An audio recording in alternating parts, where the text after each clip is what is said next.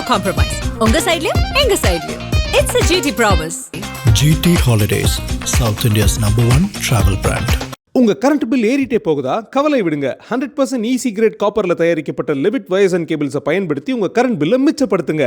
என்றென்றும் நம்பிக்கையுடன் Levitt cables and wires. இப்போ ஜனநாயகன் படத்துக்கு புதுசா சென்சார்ல பிரச்சனை மாதிரி சொல்றாங்க. இதோட பின்னணி என்ன சார்? 64 இடத்துல கட்ஸுங்கிறது கன்ஃபார்ம்டு சார். அது நீங்கள் பண்ணிங்கன்னா தான் யூஏ தர முடியும் அப்படின்னு சொல்லிட்டாங்க. ஓகே அப்படின்னு சொல்லிட்டு 64 இடம் அவங்க கொடுத்த கட்ஸு, அதுக்கு இல்லாமல் மியூட் பண்ண அந்த வசனங்கள் எல்லாமே ரெடி பண்ணி மறுபடியும் வந்து சென்சாருக்கு கண்டென்ட் அனுப்பிச்சிட்டாங்க. ஸோ சென்சார் போர்டு ஆஃபீஸர்ஸ்ட்டை போய் கேட்கும்போது அவங்க எந்த பதிலும் சரியாக சொல்லாமல் இருந்திருக்கிறாங்க. ஸோ இதனால் என்ன பண்ணுறதுன்னு தெரியாமல் நேற்றுக்கு வந்து இவங்க நீதிமன்றத்தை நாடிட்டாங்க. யார் இந்த தயாரிப்பு நிறுவனம் வந்து நீதிமன்றத்தை நாடியிருக்காங்க.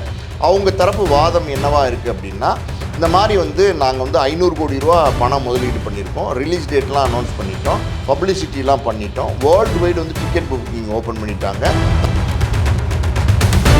முதல் தணிக்கை பார்த்ததுக்கப்புறம் பார்த்தீங்கன்னா சில புகார்கள் வந்திருக்கு. அதாவது மத ரீதியாக புண்படுத்தக்கூடிய கருத்துக்கள், வசனங்கள், காட்சிகள் இதில் இருக்குது அப்படிங்கிற மாதிரி ஒரு புகார் ஒன்று வந்திருக்கு. அந்த புகார் ஒன்று வந்ததுனால நாங்கள் உடனே வந்து அந்த சர்டிஃபிகேட் கொடுக்குறத நிறுத்தி வச்சுட்டு நீதிபதி ஆஷா அவங்க வந்து ஒரு கேள்வி எழுப்பியிருக்காங்க. என்ன எழுப்பியிருக்காங்கன்னா, 9ஆம் தேதியே தான் ரிலீஸ் பண்ணணுமா, ஏன் 10ஆம் தேதி வரக்கூடாதா அப்படின்னு ஒரு கேள்வியை வந்து நேற்று கேட்டிருக்காங்க. ஆனால் இங்கே என்ன பிரச்சனை அப்படின்னா, இன்றைக்கி புதன்கிழமையில் நம்ம இருக்கோம். வெள்ளிக்கிழமை காலையில் வந்து நம்ம தமிழ்நாட்டில் 9 மணிக்கு காட்சி இருக்குது. அது இல்லாமல் பார்த்திங்கன்னா கேரளாவில் 6 மணிக்கு, உலக நாடுகளில் பார்த்திங்கன்னா முன்னாடி, அதாவது வந்து வியாழக்கிழமை இரவே நமக்கு அதிகாலையாக இருக்கும்போதே அங்கே வந்து விடிஞ்சிறதுனால அங்கே காட்சிகள் தொடங்குது. ஸோ ஒரு இக்கட்டான நிலைமைன்னு சொல்லுவாங்கள்ல, அதாவது கிட்டத்தட்ட ஒரே ஒரு நாள் தான் இருக்குது, நாளைக்கு வியாழக்கிழமை. அங்கே வந்து அந்த விஷயங்கள்லாம் ஒரு நாளுக்குள்ளே செஞ்சு கொடுத்து சர்டிஃபிகேட் வாங்க முடியுமா அப்படிங்கிறது ஒரு கேள்வி இருக்குது. ஏன்னா அது ஒரு மத்திய அரசு நிறுவனம், அரசாங்கம் நிறுவனம்னால. HiQE campus NEET crash 2026 revision attack. எங்க டீச்சர்ஸ் உங்க டைம்ல இந்தியா ரேட்ல. உடனே ஜாயின் பண்ணுங்க. வெறும் ரூபாய் 4720 மட்டுமே. ஆகாயம் தமிழ் நேயர்களுக்கு வணக்கம். இன்னைக்கு நம்ம கூட ஆஸ்கார் மூவிஸ் ப்ரொடியூசர் திரு பாலாஜி பிரபு அவர்கள் இருக்காங்க. வணக்கம் சார். வணக்கம். எப்படி இருக்கீங்க? நல்லா இருக்கேன் சார். ஜனநாயகன், பராசக்தி 2 படமே இந்த வருஷம் பொங்கலுக்கு ரிலீஸ் ஆக இருக்கு. ஆரம்பத்தில் பராசக்தி படத்தின் மீது ஒரு சில விஷயங்கள், சர்ச்சைகள், இந்த பட தலைப்பு, அப்புறம் சென்சார் விஷயங்கள் மாதிரி புகார்கள் வந்துச்சு. அந்த படம் ஓரளவுக்கு இப்போ சென்சார் சர்டிஃபிகேட்டில் வந்திருக்கு. இப்போ ஜனநாயகன் படத்துக்கு புதுசாக சென்சாரில் பிரச்சனை மாதிரி சொல்கிறாங்க. இதோட பின்னணி என்ன சார்? அதாவது ஜனநாயகன் படம் வந்து 6 மாதத்துக்கு முன்னாடி ஷூட்டிங் முடிஞ்சிருச்சு. போஸ்ட் ப்ரொடக்ஷன்ஸை மெல்ல நடத்தி கிட்டத்தட்ட பார்த்திங்கன்னா டிசம்பரில் தான் வந்து போஸ்ட் ப்ரொடக்ஷன் முடிச்சிருக்காங்க. முழு படமும் பார்த்திங்கன்னா டிசம்பர் முதல் வாரத்தில் தான் எல்லாருமே படம் பார்த்துருக்காங்க. ஏன் இந்த தாமதம் அப்படின்னா, இது வந்து ஜனவரி பொங்கலுக்கு ரிலீஸ் பண்ணால் தான் வரப்போகிற எலெக்ஷனுக்கு வந்து இந்த படம் வந்து ஒரு பிரச்சாரமாக இருக்கும், ஒரு பெரிய பேச்சு பொருளாக இருக்கும். இது பெரிய ஹிட் ஆச்சுன்னா அது வந்து எலெக்ஷனுக்கு வந்து விஜய்க்கு சப்போர்ட்டாக இருக்கும்னு சொல்லி தான் தாமதப்படுத்தி இந்த படத்தை வந்து ரெடி பண்ணாங்க. ஸோ டிசம்பர் 19ஆம் தேதி அன்றைக்கி பார்த்திங்கன்னா இதை வந்து சென்சாருக்கு அப்ளை பண்ணுறாங்க ஜனநாயகன் படத்தை. டிசம்பர் 19ஆம் தேதி அப்ளை பண்ணி டிசம்பர் 22ஆம் தேதி பார்த்திங்கன்னா சென்சார் வந்து அந்த படத்தை பார்க்குறாங்க. பார்த்துட்டு அந்த இயக்குனர், தயாரிப்பாளர் 2 பேரையும் கூப்பிட்டு இந்த மாதிரி வந்து 64 இடங்களில் வந்து கட்ஸ் கொடுத்துருக்காங்க. 64 இடங்கள் எதுக்கு கட்ஸ் கொடுத்துருக்காங்க, எதுக்கு இவ்வளோ கட்ஸ் அப்படின்னா, படம் ஃபுல்லாக வயலன்ஸாக இருக்குது அப்படின்னு சொல்லி அவங்க பேசியிருக்காங்க. காரணம் என்னென்னா, வெட்டு, குத்து, அடிதடி, ரத்தம் இந்த மாதிரியே படம் ஃபுல்லாக இருக்கிறதுனால 64 இடங்களை கட் பண்ணணும். இன்னும் சில இடங்களில் வந்து வசனங்களை வந்து மியூட் பண்ணணும், அதாவது வந்து சைலண்ட் பண்ணணும். அப்படி பண்ணி கொடுத்துட்டிங்கன்னா நாங்கள் வந்து உங்களுக்கு வந்து யூஏ சர்டிஃபிகேட் தந்துடுறோம் அப்படின்னு சொல்லியிருக்காங்க. ஸோ அந்த இயக்குனர் வினோத் வந்து அந்த சென்சார் ஆஃபீஸரோட சில விளக்கங்கள்லாம் கொடுத்துருக்காரு. இத்தனை இடத்துல கட்ஸ் கொடுத்தா படம் ரொம்ப வந்து ஜம்ப் ஆகும், அதெல்லாம் அவர் சொல்லியிருக்காரு, டெக்னிக்கல் விஷயங்கள்லாம் சொல்லியிருக்காரு. பட் இருந்தாலும் சென்சார் ஆஃபீஸர்ஸ் வந்து ரொம்ப ஸ்ட்ரிக்டாக இருந்திருக்காங்க. 64 இடத்துல கட்ஸுங்கிறது கன்ஃபார்ம்டு சார், அது நீங்கள் பண்ணிங்கன்னா தான் யூஏ தர முடியும் அப்படின்னு சொல்லிட்டாங்க. ஓகே அப்படின்னு சொல்லிட்டு 64 இடம் அவங்க கொடுத்த கட்ஸு, அதுக்கு இல்லாமல் மியூட் பண்ண அந்த வசனங்கள் எல்லாமே ரெடி பண்ணி மறுபடியும் வந்து சென்சாருக்கு கண்டென்ட் அனுப்பிச்சிட்டாங்க. சென்சார் எப்போவுமே ஒரு கட்ஸ் கொடுத்தாங்கன்னா அந்த கண்டென்ட்டை வந்து சென்சாருக்கு அனுப்பணும். அந்த திருப்பி அனுப்பிச்சிருக்க கண்டென்ட்டில் அவங்க கொடுத்த கட்ஸ் எல்லாம் வந்து ரிமூவ் பண்ணியிருக்காங்களா அப்படிங்கிறது சென்சார் ஆஃபீஸர்ஸ் மறுபடியும் பார்ப்பாங்க. அந்த படத்தை பார்த்துட்டு ஆமாம் ரிமூவ் பண்ணியிருக்காங்க அப்படிங்கிறத ஊர்ஜிதப்படுத்தினதுக்கப்புறம் தான் சென்சார் சர்டிஃபிகேட்டை கொடுப்பாங்க. ஸோ இவங்க அந்த கண்டென்ட்டை அனுப்பிச்சிட்டு சென்சார் சர்டிஃபிகேட் கொடுக்கறதுக்காண்டி வெயிட் பண்ணிகிட்டு இருக்காங்க. இதுக்கு நடுவில் கிறிஸ்மஸ் வந்துச்சு. இன்னொரு பக்கம் பார்த்திங்கன்னா டிசம்பர் 27 மலேசியாவில் வந்து ஆடியோ ரிலீஸ் ஆச்சு. அதுக்கப்புறம் நியூ இயர் வந்துச்சு. நியூ இயருக்கு 2-3 நாள் ஹாலிடேஸ் இருந்துச்சு. அதுக்கப்புறம் பார்த்திங்கன்னா சனி ஞாயிறு வந்துச்சு. சரி திங்கக்கிழமை அதாவது வந்து 5ஆம் தேதி இந்த சர்டிஃபிகேட்டை கொடுத்துருவாங்க அப்படின்னு ஒரு எதிர்பார்ப்பு இருந்துச்சு. ஆனால் திங்கக்கிழமையுமே இந்த சர்டிஃபிகேட் வராமல் இருந்துச்சு. ஸோ இதே மாதிரியான பிரச்சனை வந்து பார்த்திங்கன்னா பராசக்திக்கு படத்துக்கும் இருந்துச்சு.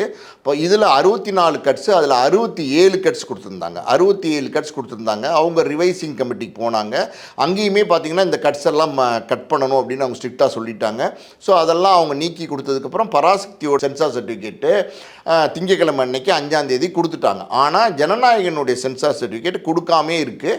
ஸோ சென்சார் போர்டு ஆஃபீஸர்ஸ்ட்டை போய் கேட்கும்போது அவங்க எந்த பதிலும் சரியாக சொல்லாமல் இருந்திருக்கிறாங்க. ஸோ இதனால் என்ன பண்ணுறதுன்னு தெரியாமல் நேத்திக்கு வந்து இவங்க நீதிமன்றத்தை நாடியிருக்காங்க. யார் இந்த தயாரிப்பு நிறுவனம் வந்து நீதிமன்றத்தை நாடியிருக்காங்க. அவங்க தரப்பு வாதம் என்னவா இருக்குது அப்படின்னா, இந்த மாதிரி வந்து நாங்கள் வந்து 500 கோடி ரூபா பணம் முதலீடு பண்ணியிருக்கோம், ரிலீஸ் டேட்லாம் அனௌன்ஸ் பண்ணிட்டோம், பப்ளிசிட்டிலாம் பண்ணிட்டோம், வேர்ல்டு வைடு வந்து டிக்கெட் புக்கிங் ஓப்பன் பண்ணிட்டாங்க, தமிழ்நாட்டிலையும் டிக்கெட் புக்கிங் ஓப்பன் பண்ணிட்டாங்க, அதர் ஸ்டேட்ஸ்லேயும் டிக்கெட் புக்கிங் ஓப்பன் பண்ணிட்டாங்க. அதனால் வந்து நாங்கள் வந்து 9ஆம் தேதி படத்தை ரிலீஸ் பண்ணணும் போது இன்னமும் எங்களுக்கு சென்சார் சர்டிஃபிகேட் வழங்கப்படாமல் இருக்கிறதுனால எங்களுக்கு ஒரு நெருக்கடியான சூழ்நிலை உருவாயிருக்கு. அதனால் இந்த வழக்கை நீங்கள் விசாரித்து இம்மீடியட்டாக எங்களுக்கு ஒரு நியாயம் பெற்றுத்தரணும் அப்படின்னு வந்து வழக்கு வந்து தொடுத்திருந்தாங்க.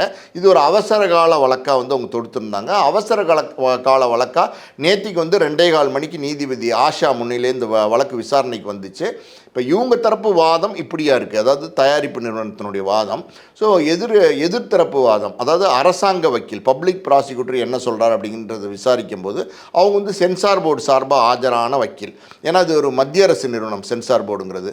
அவர் என்ன சொல்கிறார் அப்படின்னா, இந்த படம் வந்து முதல்ல வந்து தணிக்கை குழு பார்த்தாங்க, பார்த்துட்டு யூஎஸ் சர்டிஃபிகேட் தரதா சொன்னாங்க. முதல் தணிக்கை பார்த்ததுக்கப்புறம் பார்த்திங்கன்னா சில புகார்கள் வந்திருக்கு. அதாவது மத ரீதியாக புண்படுத்தக்கூடிய கருத்துக்கள், வசனங்கள், காட்சிகள் இதில் இருக்குது அப்படிங்கிற மாதிரி ஒரு புகார் ஒன்று வந்திருக்கு. அந்த புகார் ஒன்று வந்ததுனால நாங்கள் உடனே வந்து அந்த சர்டிஃபிகேட் கொடுக்குறத நிறுத்தி வச்சுட்டு மறுபரிசீலனை, அதாவது வந்து மேல்முறையீடு, அதாவது வந்து ரிவைசிங் கமிட்டிக்கு அனுப்பிச்சிருக்கோம். ஸோ ரிவைசிங் கமிட்டிங்கிறது இங்கே பார்த்த ஆட்கள் இல்லாமல் புதுசாக வேறு ஒரு குரூப் பார்ப்பாங்க. அவங்க பார்த்து அவங்களுடைய முடிவை இன்னும் சொல்லாமல் இருக்காங்க. அது இன்னும் நிலுவையில் இருக்குது. என்னங்கிறத வந்து கூடிய சீக்கிரம் சொல்லுவாங்க. அதுக்குள்ளே இவங்க கோர்ட்டுக்கு வந்திருக்காங்க. இவங்க 9ஆம் தேதி ரிலீஸுக்கு வச்சுட்டாங்கங்கிறதுக்காண்டி நம்ம அவசரமாக அவங்களுடைய கோரிக்கையை ஏற்று சர்டிஃபிகேட் கொடுக்க முடியாது. மத ரீதியாக புண்படுத்தக்கூடிய காட்சிகள் அல்லைன்னா வசனங்கள் இருக்குது அப்படின்னும் போது இன்னுமே வந்து கவனம் செலுத்தி பார்க்க வேண்டியிருக்கு. ஸோ ரிவைசிங் கமிட்டியிலேருந்து ஒரு பதில் வராமல் நம்ம எதுவுமே பண்ண முடியாது, இதுதான் எங்களுடைய சூழ்நிலை அப்படிங்கிறது அவங்க விளக்கம் கொடுக்குறாங்க. இவங்க வந்து சொல்கிறாங்க 500 கோடி ரூபா இன்வெஸ்ட் பண்ணியிருக்கோம், ரொம்ப நெருக்கத்தில் தேதி இருக்குது, எப்படியா சீக்கிரமாக சர்டிஃபிகேட் கொடுக்கறதுக்கு எங்களுக்கு ஆவணம் பண்ணுங்க அப்படின்னும் போது நீதிபதி ஆஷா அவங்க வந்து ஒரு கேள்வி எழுப்பியிருக்காங்க. என்ன எழுப்பியிருக்காங்கன்னா, 9ஆம் தேதியே தான் ரிலீஸ் பண்ணணுமா, ஏன் 10ஆம் தேதி வரக்கூடாதா அப்படின்னு ஒரு கேள்வியை வந்து நேற்று கேட்டிருக்காங்க. அது இல்லாமல் பார்த்திங்கன்னா இந்த வழக்கு அது நேற்றுக்கு முதல்கட்ட விசாரணைக்கு வந்திருக்கு. அவசர கால வழக்காக இருக்கிறதுனால இன்றைக்கி வந்து 2:15 மணிக்கு இந்த வழக்கை மறுபடியும் வந்து கோர்ட்டில் போட்டிருக்காங்க. ஸோ மறுபடியும் இன்றைக்கி வழக்கு வரும்போது பார்த்திங்கன்னா ஜனநாயகன் படத்தினுடைய தயாரிப்பாளர் கேவிஎன் நிறுவனம் இருக்காங்க இல்லையா, அவங்க சார்பான வழக்கறிஞர் 2 பேர் ஆஜராகிறாங்க. இந்த பக்கம் பார்த்திங்கன்னா அரசாங்க வழக்கறிஞர், இவங்கெல்லாம் ஆஜராகி ஸோ இதில் என்ன பிரச்சனை, ஏன் இது வந்து இன்னும் தராமல் இருக்காங்கிறத விவாதம் பண்ணுவாங்க.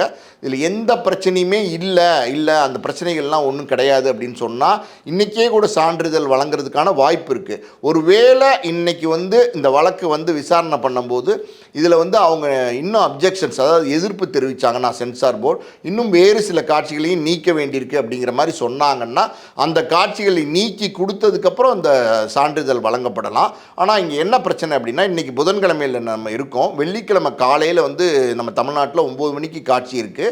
அது இல்லாமல் பார்த்திங்கன்னா கேரளாவில் 6 மணிக்கு, உலக நாடுகளில் பார்த்திங்கன்னா முன்னாடி அதாவது வந்து வியாழக்கிழமை இரவே நமக்கு அதிகாலையாக இருக்கும்போதே அங்கே வந்து விடிஞ்சிறதுனால அங்கே காட்சிகள் தொடங்குது. ஸோ ஒரு இக்கட்டான நிலைமைன்னு சொல்லுவாங்கள்ல, அதாவது கிட்டத்தட்ட ஒரே ஒரு நாள் தான் இருக்குது நாளைக்கு வியாழக்கிழமை.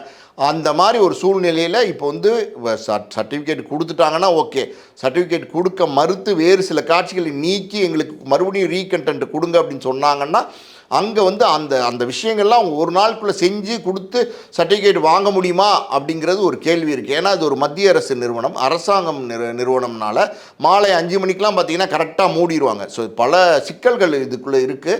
ஸோ இப்படி ஒரு சூழ்நிலையில் படக்குழு வந்து ரொம்ப பதட்டமாக இருக்காங்க. இந்த சர்டிஃபிகேட் வரலைன்னா ஏகப்பட்ட சிக்கல் வந்துடும் அப்படின்னு பதட்டமாக இருக்காங்க. பட் இருந்தாலும் அது வந்து அரசு தரப்பினருடைய வாதம் என்னவாக இருக்குன்னா, சட்டப்படி தான் எதுவும் செய்ய முடியும், அவங்களுடைய அவசரத்துக்கு நம்ம ஒன்றுமே பண்ண முடியாதுன்னு சொல்லிட்டாங்க.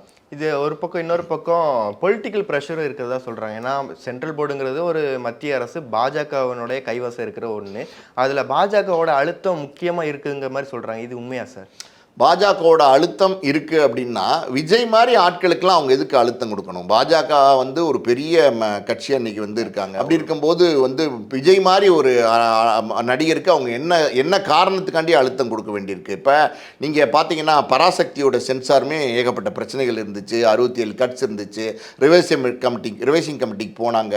அங்கே என்ன அப்படின்னா பராசக்தி சொல்கிற கருத்து என்ன அப்படின்னா ஹிந்தி திணிப்புக்கு எதிர்த்து போராடுற ஒரு மாணவர்களுடைய கதையை வந்து பராசக்தி இருக்குது. பல வருடங்களாக பார்த்தீங்கன்னா நம்ம மத்திய அரசு மாநில அரசு இவங்களுக்கு நடுவில் இந்த பிரச்சனை இருந்துகிட்டே தான் இருக்குது. பல வருஷமாக இந்த ஹிந்தி திணிப்பு எதிர்த்து நம்ம போராடிட்டு தான் இருக்கோம். இன்றைக்கும் அந்த பிரச்சனை வந்து சால்வ் ஆயிடுச்சா அப்படின்னா சால்வ் ஆகலை. அதுக்கு வந்து விடை கிடைக்காம தான் நம்ம இருந்துக்கிட்டு இருக்கோம். ஸோ இப்போ பராசக்தியோட கண்டென்ட்டே பார்த்தீங்கன்னா மத்திய அரசுக்கு எதிரான கண்டென்ட்டாக இருக்குது. அந்த படமே பார்த்தீங்கன்னா மத்திய அரசு வந்து பார்த்து அதில் கட்ஸ் எல்லாம் கொடுத்து ஓகே பண்ணி சர்டிஃபிகேட் கொடுத்துட்டாங்க. அப்படி இருக்கும்போது இந்த பராசக்திக்கு கொடுத்த மத்திய அரசு ஜனநாயகனுக்கு மட்டும் எதுக்கு நெருக்கடி கொடுக்கணும்? ஜனநாயகனுக்கு மட்டும் எதுக்கு சர்டிஃபிகேட்டை தள்ளி வைக்கணும்? ஜனநாயகனை பொறுத்த வரைக்கும் பார்த்தீங்கன்னா இன்னும் சில கருத்து சொல்கிறாங்க. நிறைய பேர் என்ன சொல்கிறாங்க அப்படின்னா எம்ஜிஆர் வந்து எங்கள் வீட்டு பிள்ளையில் ஒரு பாட்டு பாடுவார். அதாவது சாட்டையை கையில் எடுத்துட்டு நான் ஆணையிட்டால் அது நடந்து விட்ட ஏழைகள் வேதனை படமாட்டார் அப்படின்னு ஒரு பாட்டு இருக்குது.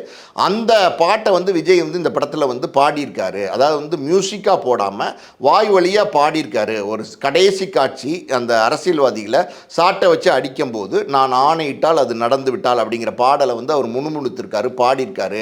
அப்படின்னும் போது அந்த பட நிறுவனம் இருக்கு இல்லையா, அந்த பட நிறுவனத்திட்டிருந்து தகுந்த என்ஓசி, அதாவது நோ அப்ஜெக்ஷன் சர்டிஃபிகேட் வாங்கப்படலை, அந்த மாதிரி ஒரு சர்டிஃபிகேட் இதில் இணைக்கப்படலை. அப்படி அதை மீறி இந்த கருத்தை நம்ம வெளியில் விட்டோம்னா அந்த பட நிறுவனம் அப்ஜெக்ட் பண்ணுறதுக்கான வாய்ப்பு இருக்குது அப்படின்னு ஒரு பக்கம். இன்னொரு பக்கம் என்ன சொல்கிறாங்க அப்படின்னா அந்த எம்ஜிஆர் அப்படின்னும் போது அவங்க ஏடிஎம்கேவுடைய தலைவராக இருக்கார். இன்னைக்கு இல்லாட்டாலும் எம்ஜிஆரை வழியாக பின்பற்றி தான் அந்த கட்சியே நடந்துட்டு இருக்கு. அந்த கட்சி தலைவர் பாடின ஒரு பாட்டு அன்னைக்கு அது அரசியலுக்கு அவருக்கு மைலேஜாக இருந்துச்சு.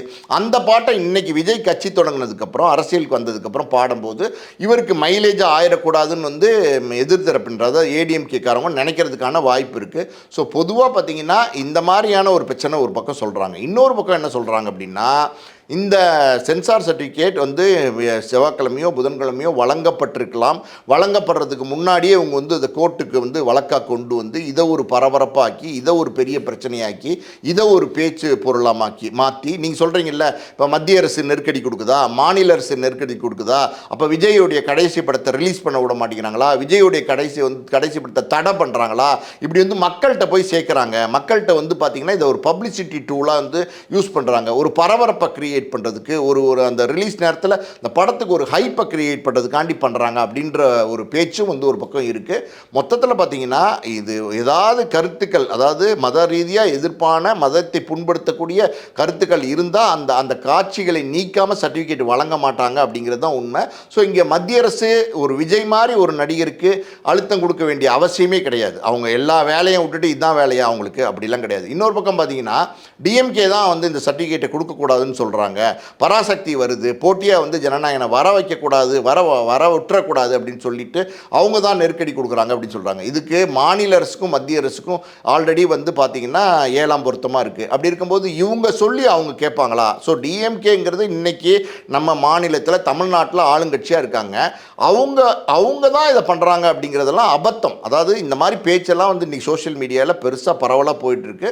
மொத்தத்தில் பார்த்திங்கன்னா எனக்கு தெரிஞ்சு மத்திய அரசோ மாநில அரசோ பெரிய எதிர்ப்பெல்லாம் இதுக்கு கொடுக்கறதுக்கு வாய்ப்பு இல்லை. இது இன்னொரு விஷயமும் சொல்லணும் அப்படின்னா இந்த அரசியலுக்கு விஜய் வந்ததுக்கப்புறம் நிறைய எதிர்ப்புகள்லாம் வரும். அதெல்லாம் விஜய் வந்து அடுத்தடுத்து சமாளித்து தான் ஆகணும். அது வேறு வழியே கிடையாது. விஜய் சும்மா நடிகராக இருக்கும்போதே பார்த்திங்கன்னா தலைவான் ஒரு படத்தில் டைம் டு லீடுன்னு போட்டதுனால அன்னைக்கு அந்த படத்தை வந்து தமிழ்நாட்டிலே ரிலீஸ் பண்ண விடலை. மற்ற மாநிலங்களில் வந்து பார்த்திங்கன்னா குறித்த தேதியில் ரிலீஸ் ஆயிடுச்சு. தமிழ்நாட்டில் வந்து பார்த்திங்கன்னா 2-3 நாள் தள்ளி தான் ரிலீஸ் ஆச்சு.